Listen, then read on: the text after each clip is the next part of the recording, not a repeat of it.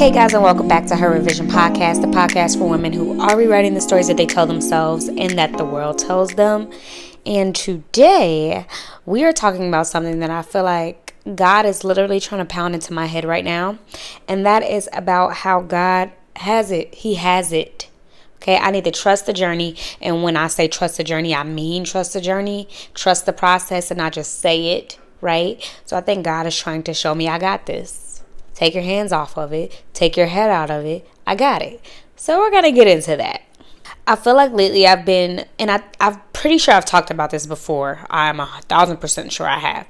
But I've been in this thought process that I feel like I should be doing more. I'm feeling this pull, this undeniable pull, y'all, that I'm made for greater. I'm made for more. Mentally, I feel like my purpose is way bigger than my present, right? And I am trying to figure out how to make what I'm doing better so that it actually feels like I'm getting closer to my purpose. Because it's one thing for us to be like, doing it like, yeah, I'm doing all of the work, but nothing's still happening. What is going on? But it's another thing for me to not put so much pressure on doing more than I already am. And I think that God has been really trying to talk to me lately. Y'all, I did a 3-day fast that really just helped put stuff in perspective for me. So a lot of us are working towards something. We're working towards a career. We're working towards a relationship or some type of goal. And we are checking the boxes. We're doing the work, but it still don't feel like enough. And I was in that boat where I'm just like, okay, so do I need to pivot? Do I need to do more? Like, okay, maybe my current ideas, and I'm pretty sure I did an episode on this, maybe my current ideas are not working out, so I need to do something else to get better results. But really, I feel like that's one half of the battle. One half of the battle is us putting in the work, right? Because, of course, faith without works is dead. But the other half of the battle is trusting God. A lot of us say, I trust God. I'm trusting the process. I know that He can do more for me. Well, then settle down. Simmer down. You don't have to do more than you already are doing because God got the rest. How is it that you're so comfortable doing the work part, but then when it comes to the trusting God part, you feel like, well, if I put in more work, then that's what's going to get me to the next level. That's the mindset I'm trying to get out of, right? So while I was on this fast, and the reason that I did the fast was really because I've been feeling so unsure, and it's not in a bad way necessarily, but I feel like I'm at a standstill point in my life where everything's pretty good. It's pretty smooth for the most part, but it doesn't feel like I'm doing much. It doesn't feel like I'm moving in any way, whether backwards or forwards. I just feel stagnant, right? So I did a fast because I'm like, you know what, God? At the end of the day, I want to feel closer to you. I need clarity. I feel like at the point where, people are entering and exiting my life, I'm having new characters show up in this movie of mine that I need discernment. I need to feel connected in your purpose, your plan, and my progress, right? And I don't right now. So let me go on a fast. Now, usually when I fast, it's me doing no meat at all for the duration of the fast, no alcohol for the duration of the fast. I don't eat until after 4 p.m. I do my devotionals, I read my word, and I pray. I pray a lot. Now, this fast, I'm still trying to be very honest with y'all. I'm still trying to get back into reading my word like I was a year ago. And I haven't fully walked into that, but I'm trying to be more intentional with taking baby steps back towards that. And knowing that that's okay that I do so. Because a lot of the times we don't feel close to God because we feel like, if we're not reading our word, if we're not praying every day, 3 times a day, if we're not reading a devotional, then that means our relationship with God is null and void. Or it's not as strong as it should be. No, your journey with God is your journey. I'm not going to get into that, but I just need to drop that nugget. So those were the things that I was doing during my fast. First day, I feel okay. All right, not too bad. I've done this before. I've been here. Second day, y'all. Little stuff started to bother me to the point where I'm just I'm starting to feel overwhelmed. It was the smallest things. And I'm like, okay, God's moving. God's moving. Okay. I got home and something had just happened that completely pissed me off. And I was like, I'm so sick of this. I'm so sick of feeling like this. I'm so sick of being treated like this. I don't like this for myself. I don't know what I'm doing in my life. You go into that woe is me phase. And I'd had a complete breakdown, y'all. When I say complete breakdown, I was broken down. And I cried for a good 30-40 minutes, and I was just like, God, and then I just said everything that was in my heart, everything that was in my, and sometimes a good cry is cathartic, and you just need it. You need that release, and I think it does. I think sometimes crying and being able to express yourself, even if that means just talking to God, is a huge release and relief. So that's what happened the third day of the fast. I sat down because another part of the fast was me needing clarity with my finances. I feel like how can I feel confident in what God's going to do for me if I don't even feel confident in my finances? If I don't even feel like I'd be able to steward well? I'm in a good point right now. I feel like I'm not super in debt like I used to be, or, I'm not like losing my mind going check to check or having to penny pinch. I mean, at this moment I'm penny pinching because, y'all, I'm trying to budget. It's mind over matter. But I don't feel where I want to be. I want to be good. I want to be so strong in my finances, and just that mental part of that is not a thought that when God gives me more, I can't handle it. It won't be a thought, right? My best friend sat me down and she did this Excel budget sheet with me, which she did it before with me a couple years ago. I always thought it was super excessive, like for no reason. It's just too much. I don't want to do it. And sometimes when you try to take the easy way out of things, you get the very mundane or simple results, right? Nothing ground shaking happens because you're trying to cut corners. So anyway, at my 30-year-old age, I decided, you know what, Jazz? Try something else. Like, even if you feel like, oh, it's not going to work, try it. So I did. And when I tell y'all, after doing it, sitting down with her and being meticulous about where I was and what I've been spending and what my plan is going to be for the future, I feel so much more level-headed, so much more clear. And I feel like God needed to see those simple things be the works, not me going so much heavier with content creation. Because in my mind, I'm thinking, okay, I don't see me getting further, God. I don't see me getting farther along. So, well, maybe I need to up the amount of times I post. Maybe I need to, get better production. Maybe I need to do smooth little animations or something. Let me do more than what I'm doing. No, sometimes it's not the actions that you think is going to put you forward or further that actually is, right? So by that I just mean, we think that we know everything. Well, maybe if this is my purpose, then maybe I need to do this 20 times more, 10 times more.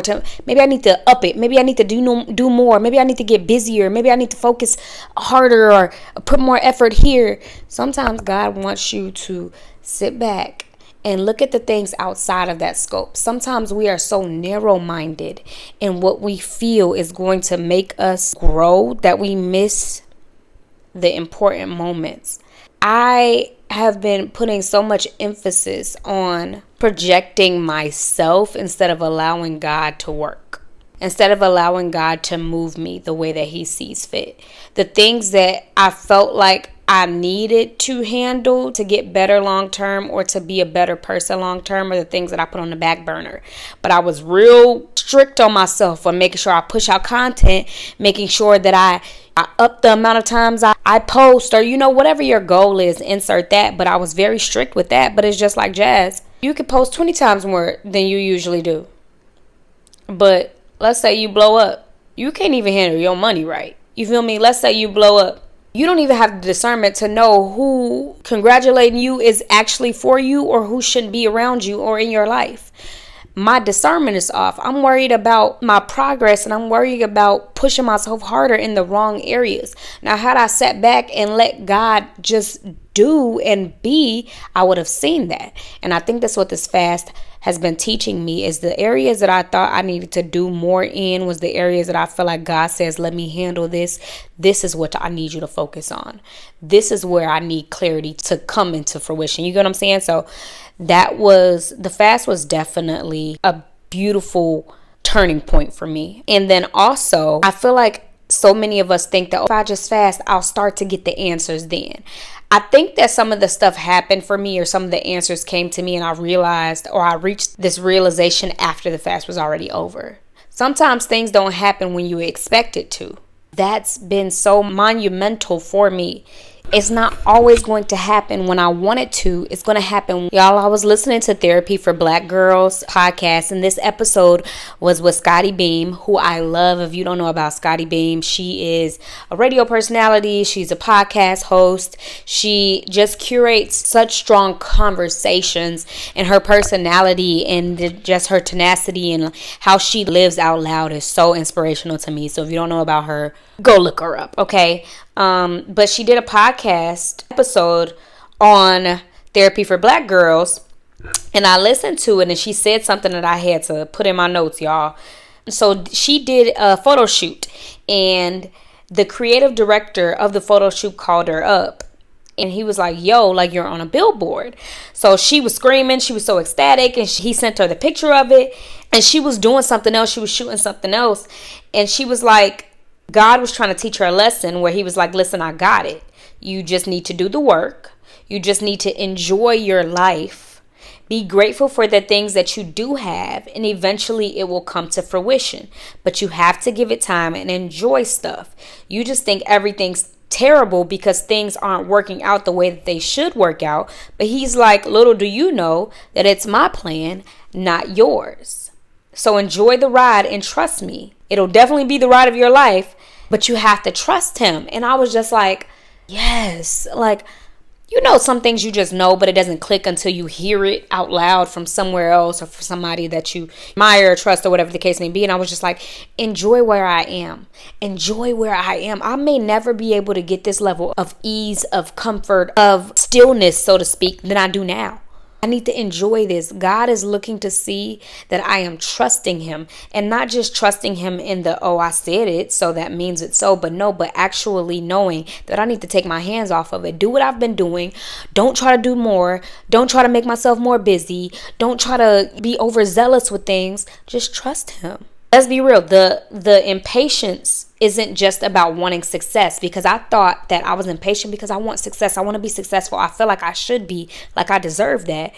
But it's much more about fearing that what we want may never come. And I think that's where I am, because it's like, I know that I feel like my purpose is bigger, but what if it never comes? And I'm psyching myself out to be like, oh no, I just want success real bad right now. No, Jazz, you fear that it won't happen. And I do, y'all. I do fear that success or what I want in my life or my purpose won't happen. But again, like I say in most episodes, fear cannot present itself where faith is supposed to show. So if I'm supposed to have faith, especially in this area of my life, how can I fear? They can't coexist. So I have to choose. And I'm as daunting as it is for me, I feel like I'm going to choose to have faith, and I'm going to choose to enjoy my life where it is now, because it may never be the same. If I believe who God is, my life is probably going to change whenever God sees fit. It's going to change for the better, but it's going to change. So I need to enjoy where I am now. Scottie was working on something when she found out that she had a billboard. She wasn't obsessing over it happening. It just did, because God saw fit, right? What hit me was when she said, you just need to do the work. You just need to enjoy your life. You need to be grateful for what you have, and eventually it will come into fruition. It's one thing to say, trust the process. It's another thing to live like you actually do. I've been speaking out loud my faith, but I've been operating with fear. So it's like I'm saying, yeah, I trust God. I trust God. I trust God. But I'm living like,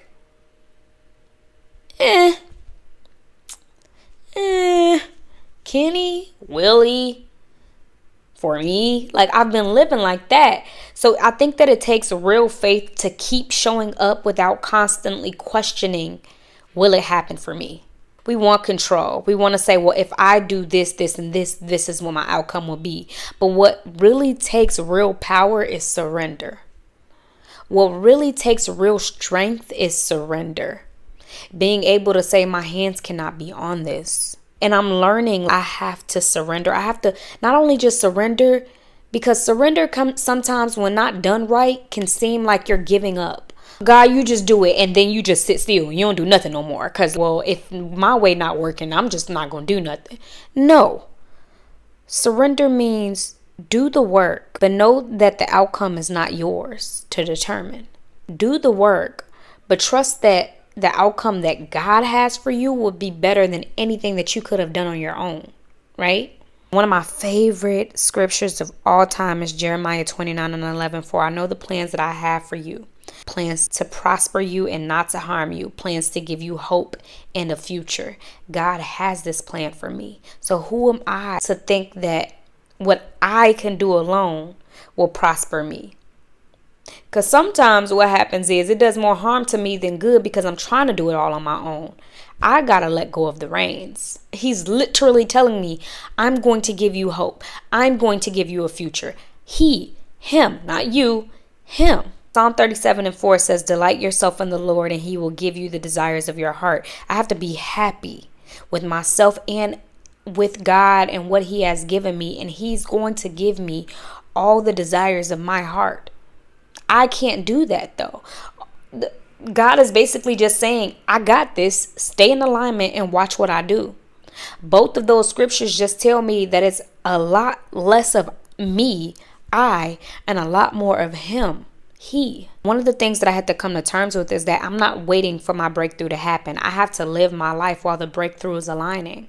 It's coming, but I can't be stagnant in my mind. I cannot just sit here and ponder and think of ways to be the best me and to think of ways to stand out from the crowd. God is going to do that. I just have to stay faithful and continue what I've been doing and continue trusting in him and continue putting in the work. Not trying to be overzealous, not trying to do the most, but I have to trust that he's going to align my path and my steps as they should. Every single day, something that you're doing or something that you might not be doing is moving you one step towards your goal. Even if you can't see it, it's happening. So what I will say, right, to leave you with this is that I'm challenging you to stop fighting your timeline. Stop fighting. Stop fighting. Stop trying to do too much. Stop trying to push and go extra hard. Trust the ride. You are not behind. You are not forgotten. God has your purpose and your plan in the palm of his hands. And that is powerful. Like you alone. He already has it. He already knows. He can see what future you is doing and he's so proud. But to get there, you have to be okay with where you are and you have to keep moving despite what fear may try to project. I just want to say thank you guys so much for tuning into Her Revision Podcast. If this episode resonated with you, please rate it, leave a review. If you're watching me on YouTube, don't forget to like, comment, and subscribe. If you're listening to me on Apple Podcasts, Spotify, and now iHeartRadio, hello. It's so happy to have you guys tuning in weekly. Let's keep this conversation going. Don't forget to follow me on Instagram at jasmine.lachey_. And don't forget to follow me on TikTok at jasminelachey0105. And don't forget to subscribe to my newsletter, guys. I just dropped a newsletter article last week. So your girl is back. Anyways, until next time, bye.